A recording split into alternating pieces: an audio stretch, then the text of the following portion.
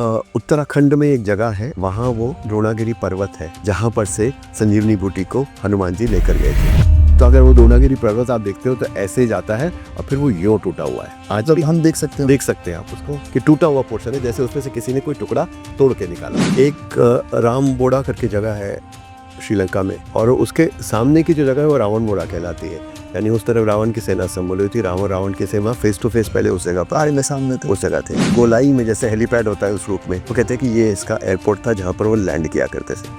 पुष्पक विमान कहा जाता है कि अकेला विमान नहीं था, उसके पास 4 या 5 इस तरह विमान थे। आपको मालूम है हनुमानगढ़ी क्या है?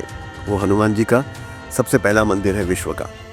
सबसे पहला मंदिर है, क्योंकि जब सरयू में प्रभु रामचंद्र जी अपने अवतार को समाप्त कर जा रहे थे, उनको तब प्रभु रामचंद्र जी ने कहा कि अयोध्या के सबसे ऊंची जगह पे जाकर बैठो और वहां जाकर मेरे अयोध्या की जो प्रजा अब बनेगी उनका सबका आप ध्यान रखो।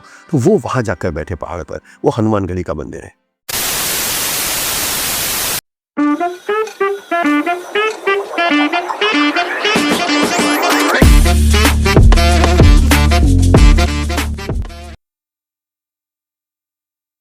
नमस्ते नीलेश सर, बहुत बहुत स्वागत है आपका सर। बहुत बहुत धन्यवाद। कैसे हैं आप? क्या चल रहा है जीवन? बहुत अच्छा हूँ। इतने दिन से इच्छा थी आपसे मिलने की, बातचीत भी चल रही थी, लेकिन हो नहीं पा रहा था। शायद भाग्य में लिखा था कि आज हम लोग मिले, और आज हम मिले, मुझे इसकी बहुत खुशी है। जी सर। सो आपकी book in the footsteps of Rama, इसी पर डिस्कशन हम काफ़ी देर से कर रहे हैं और बहुत अच्छा भी लग रहा है, क्योंकि जिस तरीके की मेहनत आपने करी है इस बुक के ऊपर। तो सर, क्योंकि आपने पूरा रामायण का रूट ट्रैवल किया है, जैसा कि मैंने पढ़ा इसको और मैंने काफ़ी हद तक इस पर रिसर्च करी। तो हम लोग रामायण कहते हैं ना कि हम लोग तो पढ़ते हैं या ज़्यादातर टीवी सीरियल्स में ही देखते हैं, पर आपने एक तरीके से उसको जीने की कोशिश करी, उस पूरे रूट को उसी रूट पर पूरा ट्रैवल करके। ये मेरा सौभाग्य है। जी। तो आपको मतलब ये कहाँ से आइडिया है आपके अंदर कि आप इस चीज़ को करें? कई चीज़ें विधिलिखित होती हैं। इस किताब के लिखने से पहले मैं लेखक भी नहीं था, मैं स्टेज एक्टर था, मैं वॉइस ओवर्स करता था, मैंने क्रिकेट कमेंट्री बहुत सारी की है। MBA करके अपना बिजनेस भी चलाता हूँ, ट्रैवल बहुत करता था, एक ट्रैवल ब्लॉग लिखता था जिसके करीब 10 लाख लोगों ने अब तक पढ़ा है उसको। पर मैंने ऐसे ऑर्गेनाइज वे में कोई किताब नहीं लिखी थी। अब मेरे जो मित्र हैं विक्रांत पांडे, जो उसमें मेरे सह लेखक हैं, वो ट्रांसलेटर है मूलतः। उन्होंने अब 1-2 किताबें लिखती हैं, 2 या 3 किताबें, लेकिन ओरिजिनली वो ट्रांसलेटर हैं। उन्होंने 9 मराठी किताबें जो है अंग्रेजी में ट्रांसलेट किए। तो पब्लिशिंग इंडस्ट्री में थोड़ी सी उनकी जान पहचान या कनेक्शन उनके काफ़ी थे। तो उनके मन में ये था कि एक किताब हम लोग लिखे, और वो इंस्पायर हुए थे in the footsteps of Nanak के थे। एक किताब है जिसमें एक पाकिस्तानी ऑथर हैं जिन्होंने पाकिस्तान में जहाँ जहाँ गुरु नानक जी गए थे, वहाँ उसके ऊपर जा के उसके ऊपर पुस्तक लिखी है। उन्होंने कहा जब गुरु नानक जी की देव जी की पुस्तक इतनी चली तो भगवान रामचंद्र जी की पुस्तक भी चलेगी, अपने को लिखना चाहिए। तो लेकिन वो अकेले की जगह उन्होंने सोचा कि हम साथ मिलकर चलें, क्योंकि बहुत लंबा सफ़र है, जिसे करना है, बहुत लंबी जगह तक हमें जाना है। तो एक दिन हम लोग इकट्ठे ट्रैवल करते हैं, 30-35 साल से दोस्त हैं। तो हम लोग जयपुर में एक दिन अपने होटल रूम में बैठे थे, तो उसने मुझे पूछा कि चित्रकूट तुमको पता है कहाँ है? तो मैंने उसने पता नहीं क्यों नक्शा था उसके पास, या वो मुझे इसमें इन्वॉल्व करने के मकसद से वो लेके आया था। तो उसने नक्शा टेबल पर रख के कहा कि बताओ कहाँ है? मैंने कहा यहाँ कहीं है भैया, इतने में। तो बोला इतने में तो पूरा मध्य प्रदेश आ गया। तो कहाँ है तुमको पता ही नहीं है? वहाँ क्या हुआ था मालूम है? मैंने कहा कुछ तो रामायण का है, लेकिन क्या था पता नहीं। तो जब ये हुआ तो उसने कहा ये सवाल मैंने तुमसे पहले 50 लोगों को और पूछा, और किसी को भी कुछ पता नहीं था। अगर हम पता करें तो कैसा रहे?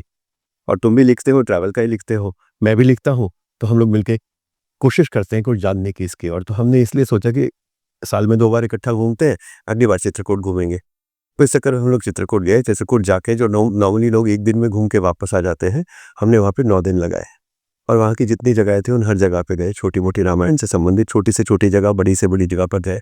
वहाँ जाके उनकी कहानियाँ लोगों की सुनी, उसके अनुभव लिए और लिखना शुरू किया उसको।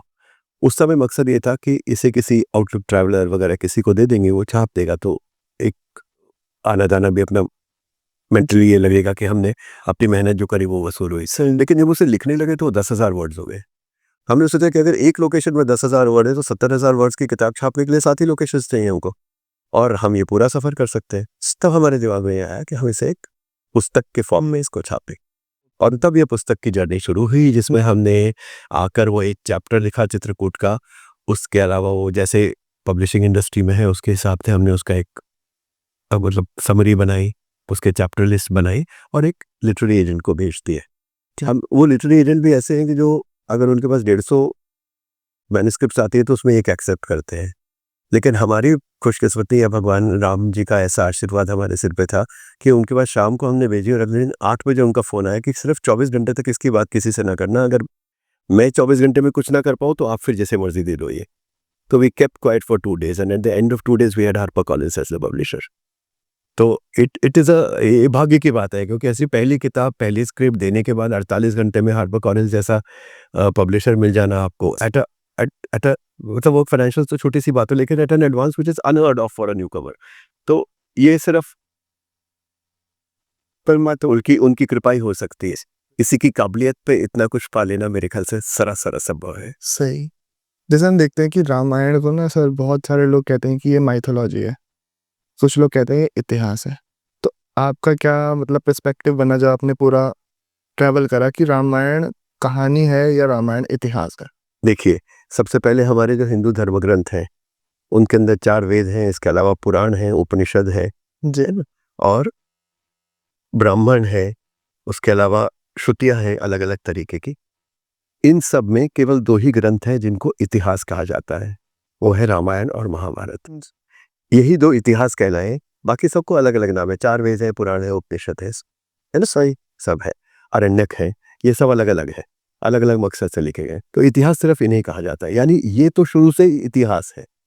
इतिहास का मतलब क्या है? अगर आप शब्द को 2 में तोड़ें तो इति और हास। इति मतलब जैसा, हास मतलब हुआ। ओके। जैसा हुआ, that is why the word for history is इतिहास। तो ये इतिहास तो ये पहले दिन से है, इसलिए इतिहास ही है, इतिहास ही है। लेकिन जिस मायने में आज आप इतिहास को समझते हैं, उस मायने में नहीं, क्योंकि बरसों की ओरल ट्रेडिशन है और हिंदू धर्म का एक मूलभूत सिद्धांत रहा है कि कभी भी उसने किसी पर हमला कर कर अपने को नहीं बढ़ाया। सही है। उसने कभी भी किसी को जबरदस्ती कन्वर्ट करने की कोशिश नहीं की, उस प्रलोभन दे के कन्वर्ट करने की कोशिश नहीं की। वो हमेशा हिंदू धर्म जो बड़ा है और इतनी प्राचीन संस्कृति आज तक जीवित है, उसका कारण ये है कि उसने हमेशा लोगों को मिलाकर उसको किया है। तो इसलिए ये कहानी जैसे जैसे भारत में ओरल ट्रेडिशन से घूमती गई, वैसे वैसे हर जगह के लोगों ने कहा कि अयोध्या का राजा जाके रहा किष्किंधा में, रामेश्वरम में सेतु बना है और श्रीलंका में रहा, हमें इसका क्या लेना देना, हमसे क्या लेना देना, हमसे क्या कनेक्शन है इसका, हमसे क्यों इनसे जुड़े? तो उन्होंने कहा अरे श्री राम जी यहाँ भी आए थे। तो एक परत उस पर चढ़ गई। इस तरह विविध परतें विविध टाइम के साथ चढ़ती गई। इसीलिए जो फाइनल आउटकम आपके पास आज है, वो शायद जो पहली कहानी पहली बार चली होगी वैसा नहीं है। ओके। तो आप क्या ये सिद्ध कर सकते हैं ऐतिहासिक सबूतों के आधार पर कि रामायण घटी थी या प्रभु रामचंद्र थे? तो मैं उस पर हमेशा लोगों से पूछता हूं कि आप किसे ऐतिहासिक सबूत मानते हैं? मैं आपसे पूछूं कि गौतम बुद्ध का जन्म कहाँ हुआ तो आप कहेंगे लुम्बिनी। लुम्बिनी में कैसे, मतलब किसने देखा, कब हुआ? बोले साहब वहाँ सम्राट अशोक ने एक शिलालेख बनाया। सम्राट अशोक क्या समकालीन था गौतम बुद्ध का? नहीं, 300 400 500 साल बाद हुआ। तो जब वो वहाँ गया होगा तो उसने किसी से पूछा होगा अरे गौतम बुद्ध, मैं मतलब मजाक में ऐसे कहा था, ओए गौतम बुद्ध कितने पैदा हुए ऐसे? तो उधर कोई आदमी करता होगा इतने सी जी, उसे कहा अच्छा शिलालेख लगा दो। See this is trivialising the issue, but the fact remains that इसी तरह से वो एस्टैब्लिश हुआ होगा। लेकिन आज उस शिलालेख को आप ग्राउंड जीरो मानते हो और उसके आधार पर सारा कुछ करते हो। तो ऐसे सबूत तो रामायण के बिखरे पड़े, आप उनको ग्राउंड जीरो मान के क्यों नहीं करते? अगर आप देखते हो तो फर्स्ट सेंचुरी सी से, यानी 100 एडी जिसे हम अपने टाइम में कहा करते थे, तब से लेके आज तक विदाउट एनी ब्रेक जगह जगह पर सिक्के मिले हैं इनमें प्रभु रामचंद्र जी की इमेजरी है, शिलालेख मिले हैं, मंदिरों में उनके बारे में स्कल्पचर्स किए गए हैं, है ना? उनके बारे में अलग अलग समय पे अलग अलग ग्रंथ लिखे गए हैं, जिसमें आदि ग्रंथ तो आदि कवि वाल्मीकि जी का वाल्मीकि रामायण है। तो अलग अलग टाइम पे लिखे गए हैं। और भारत में आप कहीं भी चले जाइए, लोकल वेरिएशंस होंगी कहीं कहीं, वो हमने बहुत देखे, उनके बारे में हम बात भी करेंगे। लेकिन कहीं भी मूल कथानक से अलग कुछ नहीं हुआ, कुछ भटके के नहीं। कहीं कहीं होता है, जैसे जातक जो दशरथ जातक है उसके अंदर तो ये भी दिखाया गया है कि सीता जो है रावण की कन्या है। जी। तो अलग अलग जगह पे अलग अलग कहानियां हैं। एक एक रामायण ऐसा है जिसके अंदर का जो देवी पुराण में जो रामायण का हिस्सा है, उसके अंदर 2 रावण है और पहले रावण का जो नाश है वो प्रभु रामचंद्र करते हैं, लेकिन दूसरा 100 सिर का रावण आ जाता है और वो प्रभु रामचंद्र जी को बेहोश कर देता है। तो सीता मैया जो दुर्गा का रूप है, धनुष उठा के उसका अंत करती है। ये अलग अलग विचारधाराएं जो हिंदू धर्म से निकली, उन्होंने अपने अपने हिसाब से उसको अडॉप्ट किया। लेकिन हमेशा राम रावण युद्ध है, सीता का अपहरण है, उसमें हनुमान जी, ये सब कहानी भी तो कांस्टेंट है ना सारे रामायण में, है ना। तो इंटरनेट से पहले के ज़माने में, पोस्टल से पहले के ज़माने में, जब कश्मीर से कन्याकुमारी तक जाने तक या हिंदुस्तान से इंडोनेशिया जाने तक लोगों के जन्म निकल जाते थे। सही बात है।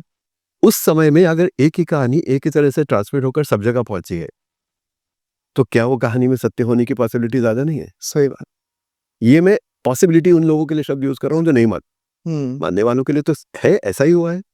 तो एक कहानी एक ही फॉर्म में अगर कंसिस्टेंटली चली है, तो इसका मतलब वो कहानी घटी थी, इसीलिए वो कहानी चली है, वरना वो नहीं चल पाती। झूठ का तो बहुत छोटा लाइफ टाइम होता है।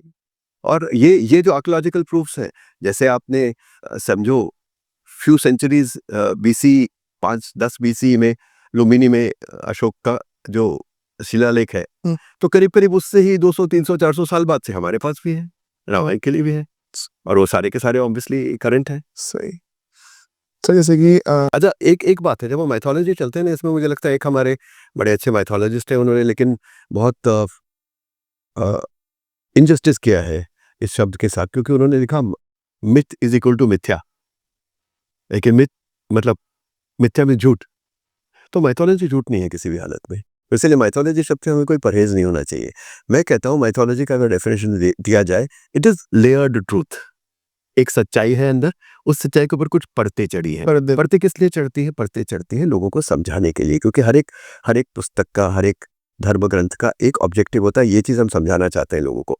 उसको समझाने के लिए कई बार आपको अतिशयोक्ति अलंकार का प्रयोग करना पड़ता है, कई बार अलग अलग अलंकारों का प्रयोग करना पड़ता है। जैसे जब फौज चलती है, वानरों की सेना चलती है किष्किंधा से और वो जाती है रामेश्वरम, तो उस समय अगर आप वाल्मीकि पढ़ेंगे तो वाल्मीकि में जो वानरों की जो अगर संख्या गिनोगे तो करीब 5 करोड़ वानर हो जाते हैं। अब उस समय 5 करोड़ तो शायद इंसान ही नहीं रहे होंगे पृथ्वी पर, 5 करोड़ वानर कहाँ से एकत्रित हो गए? और अगर 5 करोड़ वानर एकत्रित हो भी गए, मैं मानता हूँ इस बात को, है ना, तो वो सारे के सारे वानर अगर किष्किंधा से चले और एक वानर ऑन दी एवरेज अगर 2 फुट बाय 2 फुट की भी जगह घेरे, तो 5 करोड़ वानरों का आप लगाइए कि यहाँ से लेकर रामेश्वरम तक कितना बड़ा काफिला चला होगा। तो इसका मतलब ये ऐसा नहीं है जैसा लिखा है, पर उसे वाल्मीकि जी ने एक अतिशयोक्ति अलंकार का प्रयोग किया है, सिर्फ ये दिखाने के लिए कि बहुत सारे वार, बहुत बड़ी फौज। तो इसी तरह से लेयर्स चढ़ते हैं इसके ऊपर। तो mythology is truth which is layered, उसमें कोई बुराई नहीं है इसको मन। लेकिन इतिहास शब्द पर हम जोर देंगे, रामायण इतिहास है। जी। तो जैसे कि अयोध्या से जब राम जी निकले, जब वनवास के लिए निकले, तो कहाँ-कहाँ वो गए, कहाँ-कहाँ वो रुके, उनका जो पूरा एक ट्रैक था, वो अगर आप समझा सको? देखिए, जब वनवास के लिए पहले तो एक मैं थोड़ा-सा इसमें अमेंडमेंट कर दूँ तुम्हारी सबसे पहली स्टेटमेंट में कि हम रामायण से संबंधित सारे स्थानों पर नहीं गए। हम लोग केवल वनवास से संबंधित स्थानों पे गए। उससे पहले जो विवाह के लिए गए थे, पहले उन्होंने ताड़का का वध किया था, वो सब एरिया हमने नहीं कवर किया है, ठीक है, हम बाद में गए। जब वो निकले तो सबसे पहले पहुंचे जगह चकिया पूर्वा। चकिया पूर्वा बिल्कुल अयोध्या के पास में ही है, नदी के किनारे पर है, वहाँ वो पहली रात रुके थे। वहाँ तक उसका कितना देखिए नामकरण का कितना मज़ेदार कई बार हो जाता है कि वहाँ तक अयोध्या की पूरी प्रजा उनके पीछे आई थी। प्रभु रामचंद्र जी पहले एक चबूतरे पर सोए, और जब वो वहाँ से उठे तो उन्होंने देखा कि सारी की सारी प्रजा खड़े-खड़े सो रही है। कोई एक दूसरे पे लगे, कोई पेड़ के सहारे, कोई कैसे। तो इन्होंने लक्ष्मण जी को पूछा कि क्यों इस तरह से ये लोग जागे, खड़े क्यों हैं? उन्होंने कहा कि प्रभु, जिस धरती पर आप शैया पर सोए हैं, उसी धरती पर सोने की हिम्मत ये लोग कैसे कर सकते हैं, इसलिए वो खड़े हैं। तो ये जान गए कि ये लोग मुझे जाने नहीं देंगे। तो उन्होंने सुमंत जी को कहा उस समय, सुमंत जी जो दशरथ जी के मंत्री थे, जो उनके साथ सारथी बनकर आए थे उनको तोड़ने के लिए, कि आप इस रथ को लेकर इस दिशा में जाइए और हम चलते हुए इस दिशा में जाते हैं, और आप घूमकर हमें वहां मिलिए, वहां से आगे चलेंगे।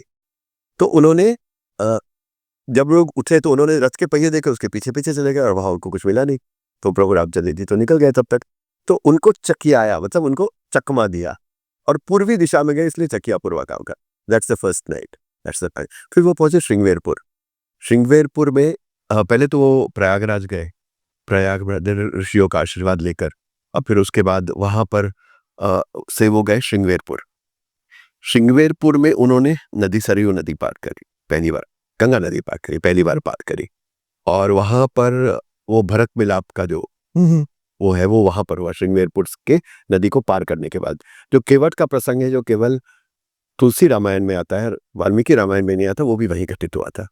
वाल्मीकि रामायण में वो निषाद राज है। निषाद राज जो है वो नाविकों के राजा है, उनकी अच्छी खासी बड़ी फौज है, वहाँ एक बड़ा शहर है। तो हम लोग अभी भी पीछे लेके कुछ लोगों को लेके मैं गया था, वहाँ पे उनके महल का भी कहते हैं उत्खनन हुआ है।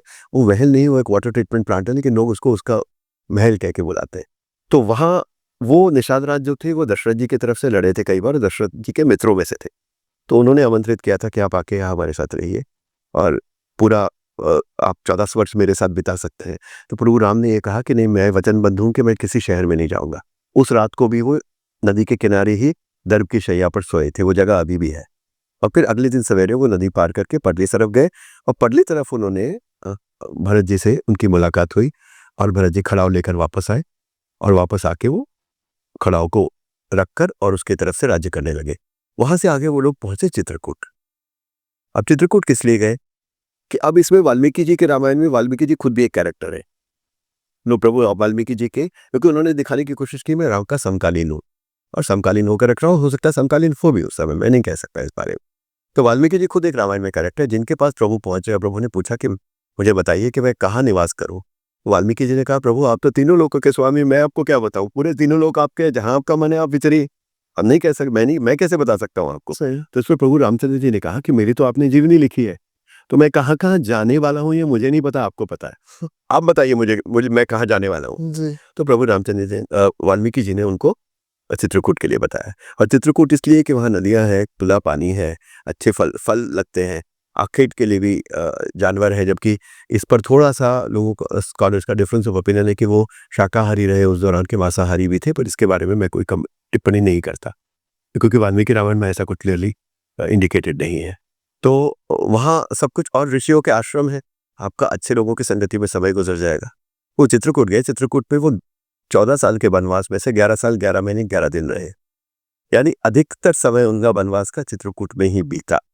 इस दौरान वहां पर सिर्फ ऋषि मुनियों के साथ मिलना जुलना, उनके साथ वार्तालाप करना है ना, और उनसे तर्क वितर्क करना, इसी पर उनका सारा समय गया।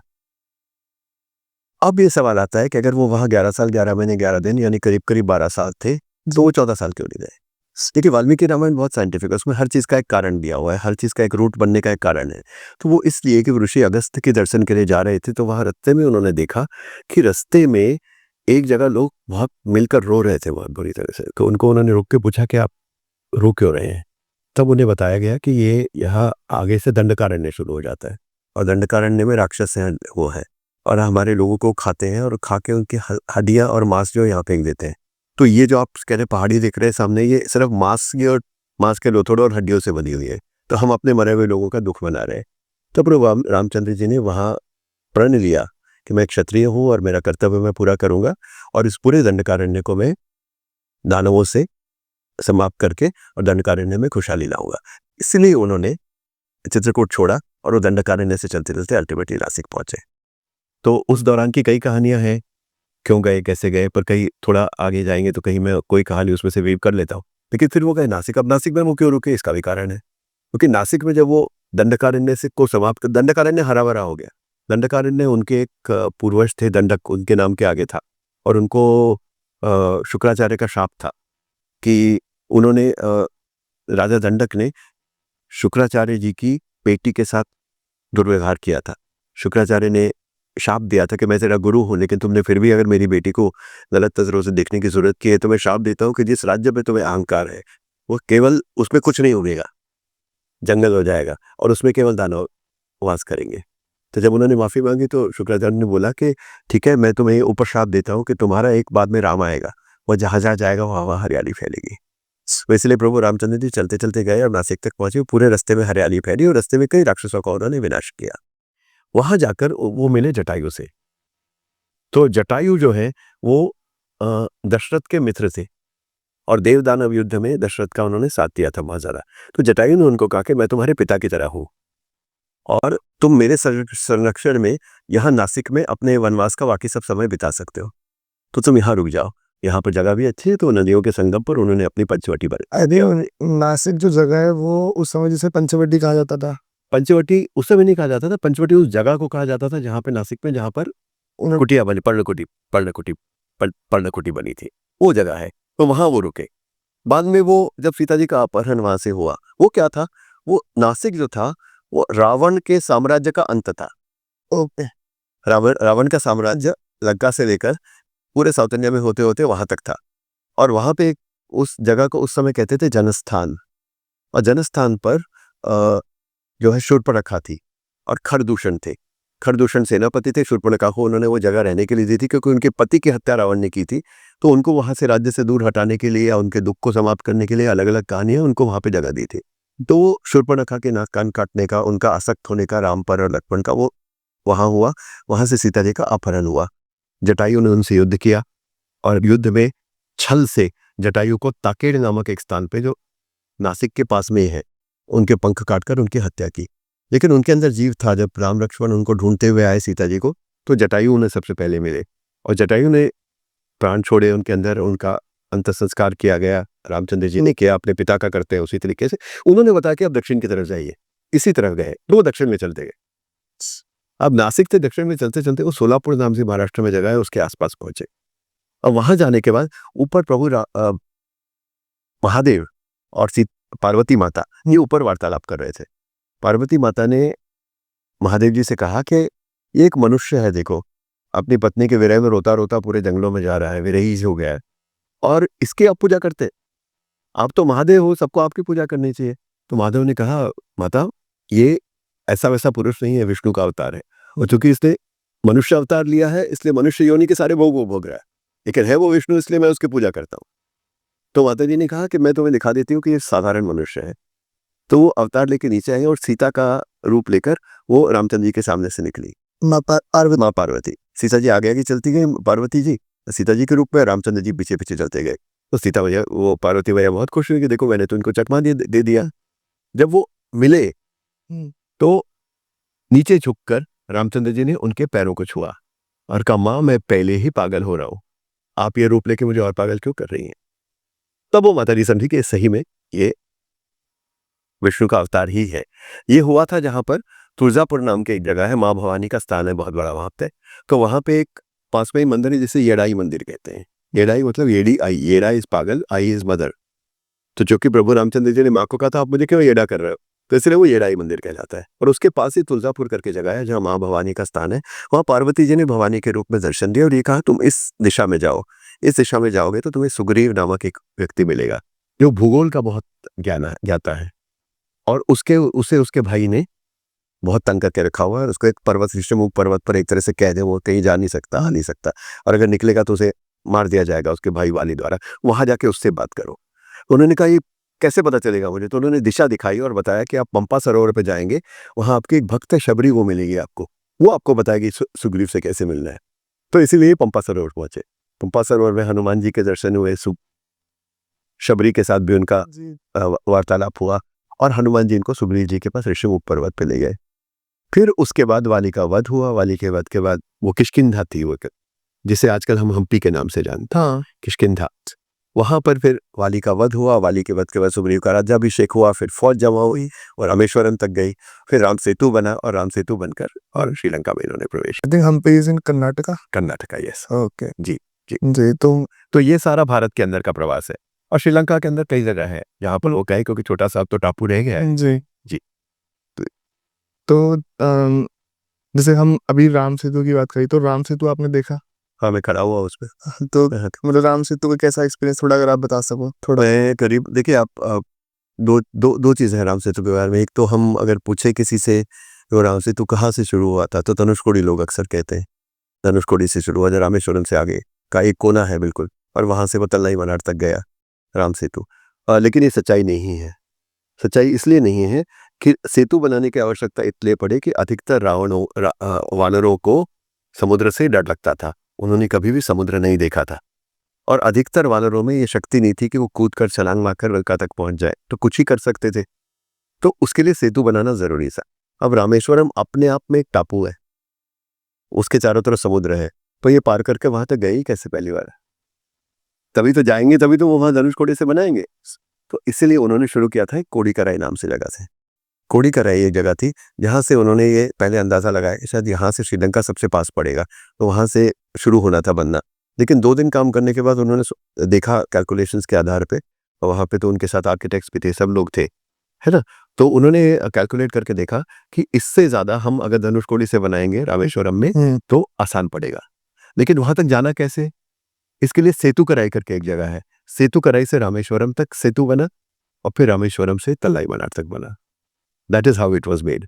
तो उसके अवशेष आज भी आपको देखने को मिलते हैं। लो टाइड में उसमें कई ऐसे टापू उभर के आते हैं जिन पर आप जाकर खड़े हो सकते हैं, जो टेक्निकली बैंड है, क्योंकि आजकल लोग सेल्फी लेने के चक्कर में हाई टाइड्स में भी वहाँ खड़े रहते हैं और पीछे चौक। जब हम गए 2019-20 में तो उस समय कुछ 21 लोग बह गए थे, हमें वहाँ तक जाने नहीं दिया गया। अदरवाइज पहले तो वहाँ जाके आप अलग-अलग टापुओं पे खड़े हो सकते थे। फिर भी मैं करीब 200 मीटर समुद्र के अंदर गया हूँ, जहाँ तक बाहर निकलते हैं उस पे खड़े होके मैंने उसको देखा। जी, जैसे कि हम देखते हैं वानरों का, तो वानरों का काफ़ी कंट्रोवर्शियल भी रहता है कि कुछ लोग कहते हैं कि बंदर का रूप थे, कुछ लोग कहते हैं कि वो बंदर नहीं थे। तो वानर कौन थे थोड़ा जानना चाहूँगा? वन नर थे, जंगल में रहने वाले आदिवासी समझ लीजिए, वैसा शब्द आप यूज़ कर सकते हैं। जंगल में रहने वाले नर, वन नर यानी वानर। तो जंगल में रहने वाली ट्राइब्स थी वो। तो मतलब बंदर नहीं थे। ट्राइब, वो बंदर नहीं थे। बंदर उनका सिंबल था। ओके। जैसे आप फौज में देखते हैं किसी का चीता, किसी का कुछ अलग-अलग सिंबल्स होते हैं ना, उसी तरह उनका वो सिंबल था जिसका जब अगर उनकी सेना चलती थी तो आगे वो टोटम लेके चलते थे, बंदर वानर का। तो वानर सेना कहलाती थी वो, लेकिन वो वानर नहीं थे। इसका प्रूफ वाल्मीकि में क्या मिलता है? वाल्मीकि में जब सुग्रीव कहते हैं हनुमान जी से कि आप जाके देख के आओ कि राजकुमार कौन है और किस लिए आए हैं, और कोई वाली ने किसी को मेरी हत्या के लिए तो नहीं भेजा। तो उस समय जो है वो उनसे कहते हैं कि आप निज रूप में जाकर जाइए, और वो एक बटु का रूप लेकर इनसे मिलने आते हैं। निज रूप में जाइए यानी आपका जो ओरिजिनल रूप है उसको लेके आप जाइए। तो उस ओरिजिनल रूप में वो जाते हैं। इसका मतलब इनका सबका जो ओरिजिनल रूप था वो अनोखा ही था। ये फिर जैसे मैंने बताया ना, कहानी बढ़ती गई, वैसे वानरों को वानर बन गए वो, और वाल्मीकि में भी वानर ही कहलाते हैं, लेकिन थे वो वानर, people who live in the forest, उनको सबको इकट्ठा किया गया। ओके। तो हम देखते हैं हनुमान जी के हमें क्या प्रूफ मिलते हैं? जैसे कि हम क्योंकि हनुमान जी काफ़ी देखते हैं ना कि सबसे ज़्यादा मंदिर आज के समय में अगर भारत में किसी के हैं तो शायद हनुमान जी के ही हैं। तो हनुमान जी के क्या प्रूफ्स मिलते हैं हमें कि उनका स्वरूप कैसा था, है ना? और कहाँ जन्म हुआ था उनका?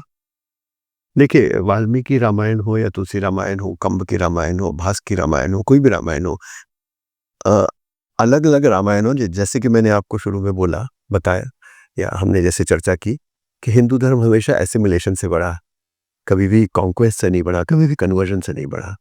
तो इसीलिए हर जगह पे कोई ना कोई कनेक्शन रामायण का बनाने के लिए रामायण का प्रचार करने वालों ने जगहों को किया कि यहाँ ये हुआ था, यहाँ ये हुआ था।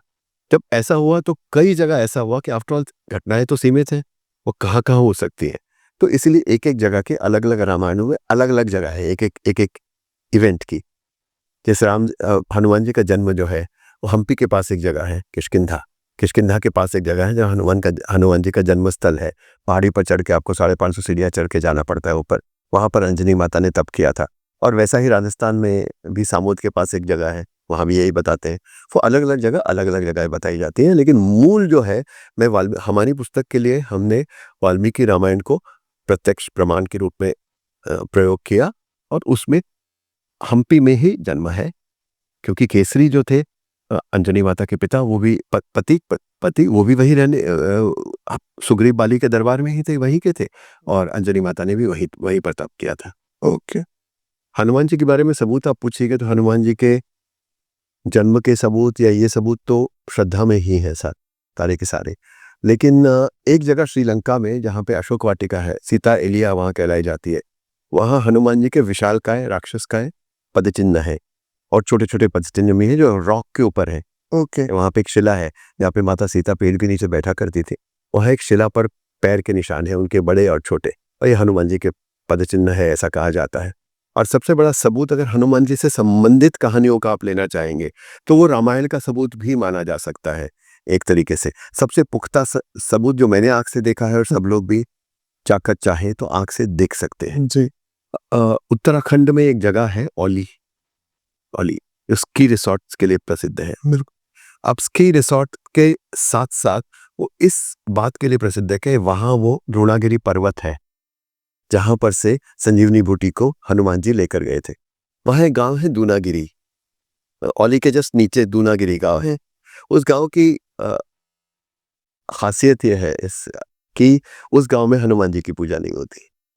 अगर हनुमान जी की कोई मूर्ति या कोई लॉकेट या कोई फोटो भी आप ले जाना चाहेंगे तो बच्चे बोलते हैं वहाँ के कि अब या तो गांव से बाहर रखिए या आपको हम पीट पीट के यहाँ से भगा देंगे। क्योंकि वैसे ही आप भाई क्यों ऐसा हनुमान जी से तुम्हें क्या दुश्मनी जी बोले वो वानर आया और हमारी संजीवनी बूटी ले गया। ओके, तो वहाँ पे वो क्या था कि वहाँ पे ऑली स्की रिसॉर्ट जो है यहाँ पे HPTTC का, उसके बगल में एक हनुमान मंदिर है, हनुमान टीला है। उस टीले पर हनुमान जी पहले आए और उन्होंने उसको देखा, रात का समय था, तो उनसे बताया गया था कि संजीवनी बूटी चमकेगी। तो जब उन्होंने देखा तो उस समय रावण ने अपने राक्षसों को भेजा था, जो अलग अलग जगह वहाँ खड़े होकर पत्थरों पे और पेड़ों पे अटक के चमक रहे थे। तो दूर से संजीवनी बूटी पहचानी नहीं जाती थी, इसीलिए उन्होंने वो पूरा का पूरा पहाड़ तोड़ा और उसको साथ में ले गए। वहाँ उसकी कहानी है कि दूनागिरी में वो उतरे और वहाँ ढूंढा कि कौन सी संजीवनी बूटी है। तो एक वृद्ध महिला वहाँ बैठी थी बाहर, तो उनसे पूछा, तो उन्होंने कहा ये तो नहीं सामने।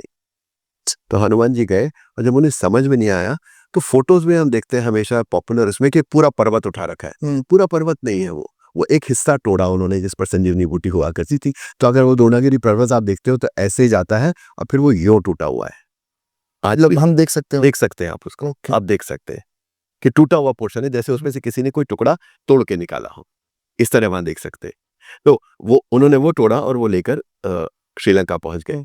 अब वो दूनागिरी में क्या हुआ, अगले दिन सब लोग उठे तो देखा संजीवनी बूटी नहीं है। किसने बताया, कौन ले गया? तो वो वृद्ध स्त्री बोली कि एक बानर आया था, मैंने उसको दिखाया, वो लेके चला गया। तो इतने क्रुद्ध हुए उन पर कि आज तक भी वहां साल के कुछ दिन है जहां पे स्त्रियों को गांव से निकाल दिया जाता है और पुरुष लोग खुद खाना बनाकर वहां पे वो एक तरह से एक संजय उस दिन को सेलिब्रेट करते हैं, लेकिन स्त्रियों को उस दिन खाना नहीं बनाने दिया जाता।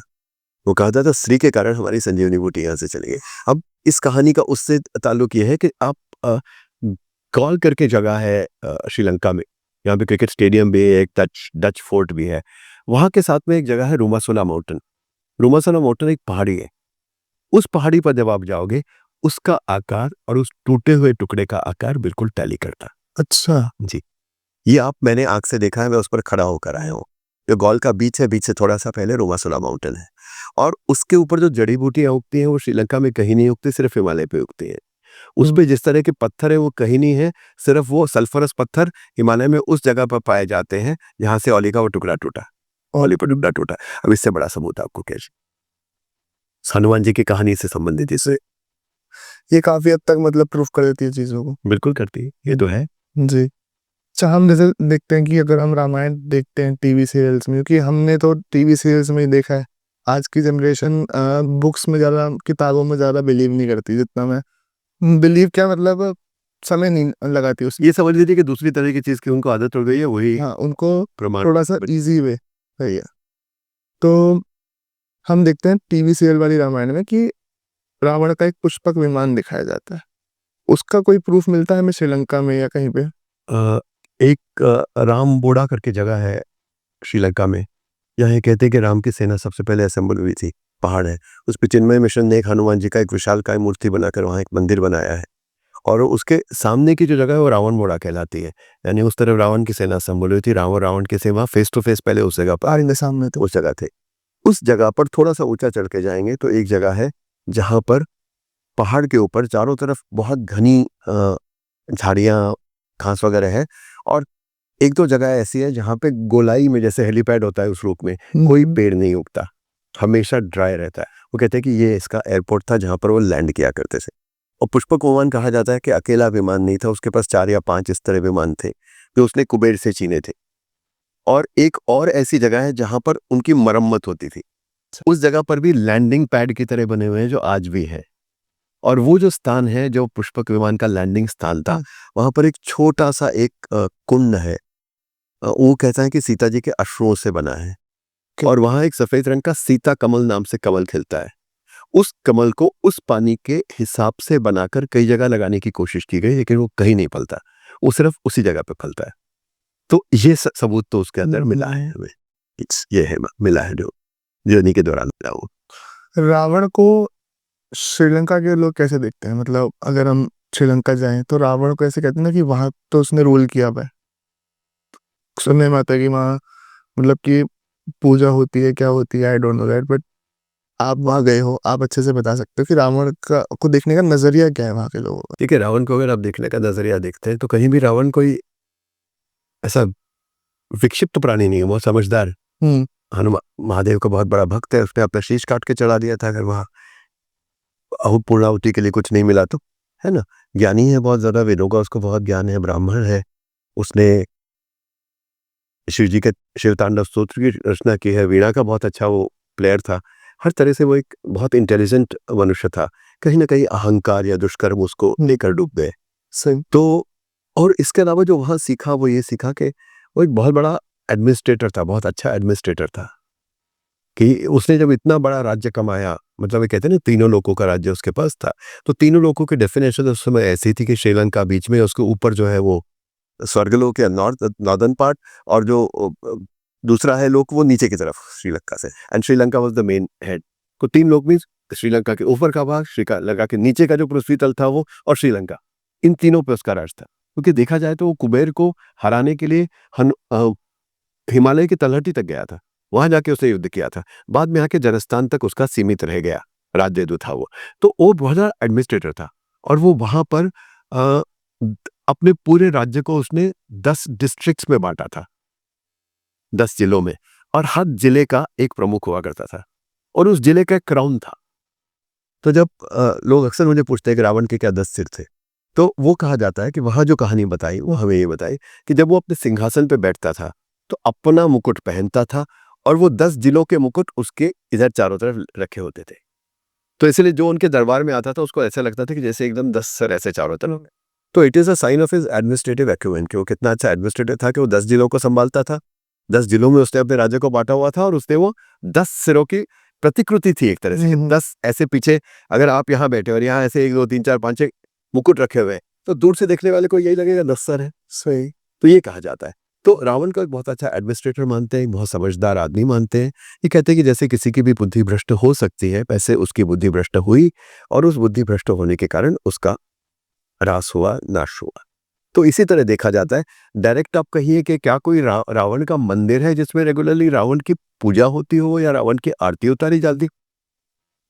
तो उत्तरी भाग में जो जहाँ पर तमिल लोगों की संख्या ज़्यादा है, जहाँ पिछले कुछ सालों तक एलटीटी का भी काफ़ी कंट्रोल रहा, उस इलाके में कुछ रावण के मंदिर हैं, लेकिन वो अभी के बने हुए प्राचीन मंदिर नहीं है। ओके।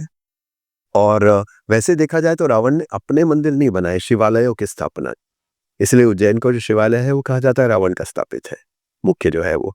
और अगर आप वैसे देखना जानना चाहते हैं कि रावण की पूजा अर्चा के बारे में, तो हमारे यहाँ पास में नोएडा में होती है। जहाँ वो जन्म स्थान बताया। सेक्टर 56 में बिसरख नाम से गांव है, वहां पर उनका जन्म स्थान माना जाता है, और वहां पर पूरा मंदिर है। वहां पर जो रामलीला होती नहीं है उस गांव में, क्योंकि उसमें रावण का अंत दिखाया जाता है, रावण की पूजा अर्चा होती है, आरती होती है, शाम को रावण का प्रसाद बांटा जाता है। तो ये तो भारत में भी होता है, लेकिन ये कहीं प्राचीन परंपरा नहीं है, कोई प्राचीन रावण मंदिर नहीं है। ये कहा जाता है कि कहीं छत्तीसगढ़ के जो जंगल है उनके बीच में इंद्रजीत का एक मंदिर है, बहुत पहले काल से है, और जो वहाँ के ट्राइबल लोग हैं वो इंद्रजीत को अपना गार्डियन देवता मानते हैं। और वो मैंने देखा नहीं है, मैं उसके बारे में टिप्पणी नहीं कर सकता। जी, जी, जी। जैसे रावण की लंका का बताया था कि रावण की लंका सोने की थी, तो इसका कोई प्रूफ हमें देखने को मिलता है? अगर होती ना तो आज के राक्षसों ने उसको कब से दबोच के और उसके सारा सोनार छीन लिया होता, लेकिन रही थी क्योंकि वो कुबेर की लंका थी। कुबेर जो है वो ईश्वरों का, सबका, भगवानों का, सबका, स्वर्गलोक का ट्रेजरर एक तरह से कहा जाए तो, वो सारी संपत्ति का रक्षक है। वो जितने भी यक्ष है वो संपत्ति के रक्षक है ना? ये भी सारी सिंबॉलिज्म है। संपत्ति यानी पृथ्वी से निकलने वाली सारी संपदाएं जो आप फायदा उठा सकते हैं पृथ्वी से, एग्रीकल्चर का भी जो पेड़ पौधे निकलते हैं उनके, जो हीरे रत्न निकलते हैं उनके सबके संरक्षक है। लेकिन वो संरक्षक थे, तो सोने की लंका उनकी थी, जो केवल रावण ने उनसे हत्याई। और कुबेर और रावण ये सौतेले भाई थे, जी। तो कुबेर से हत्याई उन्होंने, तो बाद में वो रावण की लंका से नाम से जाने जाने लगे। वरना वो कुबेर के टाइम तो उसका नाम अलकापुरी था, अच्छा। हाँ, अलकापुरी नाम था। और उसका सबूत जो है वो एक जगह मिलती है, जगह है श्रीलंका में जिसका नाम है सिगरिया। हुँ। सिगरिया में एक ऑलमोस्ट 800-900 सीढ़ियां चढ़कर आप ऊपर जाते हैं, एक पठार है पहाड़ के ऊपर, उस पठार पर एक किला बना हुआ है जो सिगरिया फोर्ट है। वो एक आजकल एक वर्ल्ड हेरिटेज मॉन्यूमेंट है, यूनेस्को का डिक्लेयर्ड। तो वो कहते हैं कि यहाँ पर रावण की और कुबेर की अलकापुरी ये है। अच्छा। उसके बारे में क्या जानते हैं? देखिए 1200 फुट ऊंचा पठार है, बिल्कुल शेयर ऐसे है, ऐसा नहीं कि धीरे धीरे आप चढ़ते जा रहे हो, बिल्कुल शेयर क्लिफ फेस है, दोनों तरफ ऊपर किला बना है। हुँ। और वो किला इतना है कि जिसमें 800 हजार 2000 लोग बड़े आराम से रह सकते थे। अब आप देखिए कि इतने ऊंचे जगह जाकर पत्थरों को ले जाके किला बनाया किसने? इतने बड़े बड़े पत्थर गए कैसे ऊपर? क्योंकि जो किले की दीवार के पत्थर हैं वो वहां के पत्थर नहीं है जिस जिस जिस पर वो खड़े हैं। उनका रंग अलग है, उनका टेक्सचर अलग है। वहां पर जो अवशेष मैंने भग्नावशेष, उनमें भी वही पत्थरों का इस्तेमाल है। अब वो पत्थर नीचे से ऊपर लेकर गया कौन? हुँ। क्लिफ की साइड पर बिल्कुल जहां से 1200 फुट नीचे गहरी खाई है, वहां पर उनको खड़ा किसने किया? सही बात। ठीक है ना? इसके अलावा वहां पर पानी के बड़े बड़े हौद हैं जो खुदे हुए सिंगल रॉक के अंदर, जिसके अंदर पानी जमा इतना हो जाए कि उस पूरे गांव को या पूरे शहर या उस इलाके को पानी की कभी जरूरत ना पड़े बारिश के पानी इकट्ठे होने के बाद। अब एक रॉक के अंदर, एक पठार पर खोदा किसने? हाथों से। कितनी छैनियां लगी, कितने लोग लगे, उसका जो मलबा निकला वो कहाँ गया? और ये सब लोगों ने खाना कहाँ से खाया? उनके पास औजार कहाँ से आए? अब रोज नीचे जाके रोज ऊपर तो आते नहीं होंगे, सही। कोई ना कोई उनको लाके देता होगा। तो अब देखिए कितना एक बड़ा लॉजिस्टिक्स का है। अगर आज की तारीख में भी आपको उसको बनाना हो with all the latest equipment possible, तो आपको हेलीकॉप्टरों से एक एक पत्थर उठा के ऊपर ले जाना पड़ेगा। हुँ। लेकिन जैसे पिरामिड्स का हमको पता नहीं कि कैसे चढ़े, हुँ। वैसे वहां अलकापुरी में कैसे पत्थर चढ़े, कैसे वहां लोगों ने काम किया, कितने लोगों ने काम किया होगा, हुँ। हमें पता नहीं। और उस रॉक फेस में कई जगह पर आपको ऐसे कटा हुआ मिलता है जैसे किसी ने आरी से उसको काट दिया हो पत्थर को। अभी आपको निशान दिखते हैं उसको काटने के। अब कितनी बड़ी आरी होगी, किसने उठाई होगी, किसने काटा होगा? तो कहते हैं ये उस समय के दानवों का, दैत्यों का बनाया हुआ ही है। तो सिगरिया को मानते हैं अलकापुरी है। तो उसके साथ ही एक किंवदंती जुड़ी हुई है। बाकी कोई ऐसा सबूत कहिए सोने का होने की, ये सबूत कोई है मैंने कहीं वो होने की अपेक्षा भी नहीं हमें करनी चाहिए। 4000-5000 सालों में कितनी बार कितने मंदिर लूटे गए, कितनी जगह से सुवर्ण कलश गायब हुए और कितनी जगह दोबारा बने। वो श्रीलंका में होते तो वो भी आजकल आज तक उनका शायद वही हश्र हुआ होता है। जी। जैसे कि अभी हम राक्षसों की बात करें, तो राक्षसों के बारे में सुनने में आता है ना कि राक्षस बहुत ही विशालकाय होते थे। तो इसका कुछ सबूत मिलता है? कैसे दिखते थे राक्षस? क्या? नहीं देखिए ये हम ना अ, एक बात कीजिए, आपके पास जो राक्षस की जो भी आपने प्रश्न पूछा, राक्षस की जो छवि आपके दिमाग में है वो कहाँ से आई है? TV serial? TV serial. TV serial क्यों बनते हैं? टीवी सीरियल इसलिए बनते हैं कि उसका जो बनाने वाला निर्माता है वो चाहता है कि वो लोग उसको देखें। तो हमेशा टीआरपी से घमंड होते हैं कि ज़्यादा से ज़्यादा लोग देखें, इस प्रकार से कहानियाँ उसमें डाली जाएगी। तो उस टीवी सीरियल का जो रामायण आप रामानंद सागर जी की जो रामायण आप देखते हैं, उस रामायण में कई रामायणों में से अंश लेकर एक कहानी बुनी गई है। वो अपने आप में वाल्मीकि रामायण नहीं है, वो अपने आप में तुलसी रामायण नहीं है, वो कम्ब रामायण नहीं है, भास रामायण नहीं है। वो रामायण आप ध्यान से देखेंगे तो बाद में बहुत सारी एक लिस्ट आती है रामायणों की, जिन सब रामायणों के ऊपर ये आधारित है। ये उन्होंने क्या किया, उन्होंने रामायणें फैलाई, उनमें से जो जो सबसे ज्यादा विजुअली पॉसिबल चीजें थी जिनमें देखने में अच्छा लगता, उन सबको उठाया और उनसे एक आपने एक नैरेटिव बना दिया। तो वो एक नया नैरेटिव है, वो अपने आप में एक संपूर्ण रामायण है, वो विजुअल मीडियम के लिए है ना? तो जैसे हम कितने रामायण आपको पता है? 332 रामायण लिखित में है। और अगर मौखिक परंपरा पे जाते हैं तो पोएट्री में 3000 से ऊपर है, 3000 से ऊपर रामायण है उसके अंदर। तो 332 रामायण है। हर एक रामायण में कहीं ना कहीं मूल पर जैसे मैंने बताया वेरिएशंस किए गए हैं लोकल कंडीशन से अडेप्ट होने के लिए, लोकल परिस्थितियों से अपने आप का समन्वय बनाने के। तो अगर उन लोगों को, भास को या तुलसी जी को या कंब को या गोणा गोपाल रेड्डी को यह अधिकार था कि वो अपनी कहानी में जो लोकल परिस्थितियां हैं उनके हिसाब से समन्वय बिठाने के लिए चीजें डाल दें, तो रामानंद सागर जी को ये क्यों नहीं अधिकार हो? उन्होंने अपने जगह के हिसाब से नहीं, लेकिन अपने मीडियम के रिक्वायरमेंट के हिसाब से उसमें कहानियां डाली। तो इसलिए अगर उसमें आपने विशालकाय राक्षस देखा है तो राक्षस वैसा हो, ऐसा कुछ नहीं है, ऐसा कुछ आप नहीं ले सकते उनके। अगर आप वाल्मीकि में जाते हैं तो विशालकाय देह और विशालकाय, इनकी अगर आप डिस्क्रिप्शंस पे जाते हैं तो वानरों के भी ऐसे डिस्क्रिप्शंस हैं। 1000 हाथियों का बल रखने वाला रावण, 100 कोस की छलांग लगाने वानर, 1000 कोस की छलांग 100 कोस की छलांग लगाने वाला वानर, 100 हाथियों के बल वाला वानर, ये तो बहुत कॉमनली यूज करते हैं। अब 1000 हाथियों के बल वाला वानर अगर होगा तो 1000 हाथियों को उठाने के लिए उसको कितनी कितनी हाइट चाहिए, कितना साइज चाहिए। तो कोई भी आप पौराणिक टेक्स्ट लेते हैं या कोई भी इतिहास लेते हैं, जिसे लोग माइथोलॉजी भी कहते हैं, पर इतिहास जब आप उठाते हैं दोनों ये, या पौराणिक पुराण उठाते हैं, तो उनमें कभी भी आपको शब्दार्थ पे जाने की आवश्यकता है। उसमें आपको उसके भावार्थ पे जाना है कि कहना क्या चाहता है इसके द्वारा, किस संदेश को देने के लिए उन्होंने इस तरह की इमेजरी बनाई है। तो हो सकता है वो इसीलिए इमेजरी बनाई हो कि हमें दिखाना था कि एक तरफ बहुत पावरफुल कोई है और एक तरफ सामान्य वानर है जिनके पास तलवारें भी नहीं है, वो केवल पत्थर और उखाड़े हुए पेड़ ले लेके एक दूसरे को उनको मार रहे हैं, राक्षसों की सेना को। तो एक विरोधाभास दिखाने के लिए शायद हो सकता है उस समय राक्षसों को विशालकाय बताया गया हो। लेकिन ये है सब जगह, वाल्मीकि में भी है, ऐसा ही लिखा हुआ है। लेकिन ऐसा कोई हो सकता है कि एक अतिशयोक्ति का प्रयोग हो सकता है कि सचमुच में बड़े रहे हो। लेकिन ये मेरे हिसाब से तो एक सिंबॉलिक है। It's a fight between the good and evil, and it's a fight between somebody who is absolutely powerless versus somebody who's absolutely powerful, and you want to show the small man defeating the big man। ये कहानी हुई है। कहानी तो ये है कि रामचंद्र जी ने और लक्ष्मण जी ने केवल धनुष उठाए, सुग्रीव ने गदा उठाई, हनुमान जी ने गदा उठाई, बाकी सबने तो पत्थर और पेड़ और उखाड़ के फेंके।